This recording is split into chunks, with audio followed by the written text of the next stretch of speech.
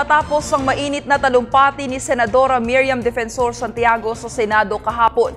Agad itong umagaw ng atensyon sa publiko. Kaya naman iba't ibang reaksyon mula sa mga netizens dumagsa. Para sa detalye, balitaan mo kami Sam Ramirez. Marami ang nag-abang sa privileged speech ni Senadora Miriam Defensor Santiago.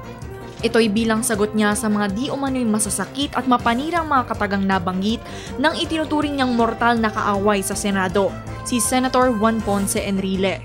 Tinaguri ang clash of the titans ng mga netizens ang tunggaling Santiago at Enrile. Malaboxing match din ang naging sesyon ng Senado.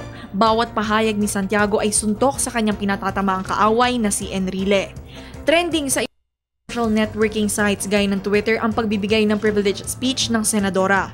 Ilang minuto matapos ang sesyon, agad na naging viral sa social media ang mga litratong ito na naghahalin tulad sa Senadora kay Katniss Everdeen, ang bidang babae sa Catching Fire dahil sa three-finger salute na ginawa ng Senadora. Marami ang napabilib sa tapang ni Santiago.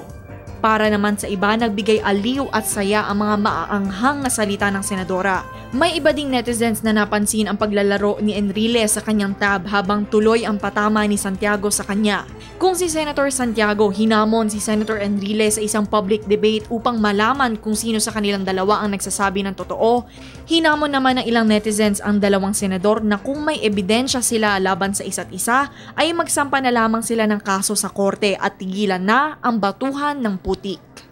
Para sa Telebisyon ng Bayan, Sam Ramirez.